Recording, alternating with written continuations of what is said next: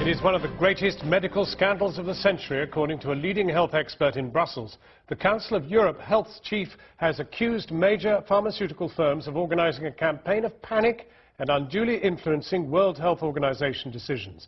And with European countries now burdened with bills for millions of unwanted doses of the swine flu vaccine, he wants an investigation. Our science correspondent Tom Clark has this report. Flu viruses can spread. 64,000 people dead, tens of thousands hospitalised, a country crippled by a virus. The predictions for the impact of swine flu on Britain were grim.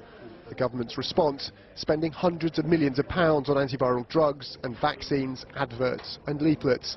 But 10 months into the pandemic, only 355 Britons have died, and globally, the virus hasn't lived up to our fears. Were governments misled into preparing for the worst?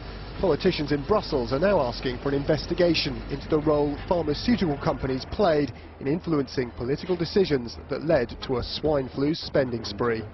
There must be a process to get more transparency, how the decisions in the WHO, how they function, and who is influencing the decisions of the WHO, and what is the role of the pharmaceutical industry there. I'm very suspicious about the processes which are behind this pandemic. The Council of Europe Committee want the investigation to focus on the World Health Organization's decision to lower the threshold required for a pandemic to be formally declared. The world is now at the start of the 2009 influenza pandemic. When this happened in June last year, governments had to activate huge pre-prepared contracts for drugs and vaccines with manufacturers. They also want to probe ties between key WHO advisors and drug companies.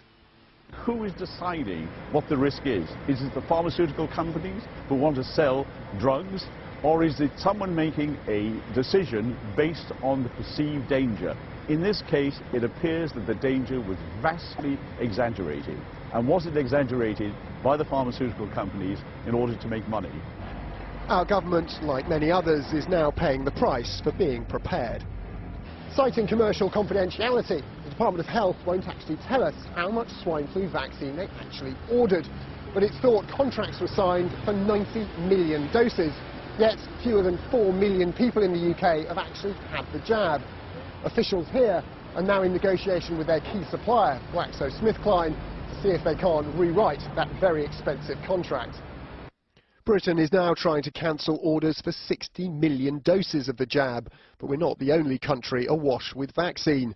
France ordered 94 million doses. It's now trying to cancel contracts for 50 million of those. Germany is trying to cancel orders for 20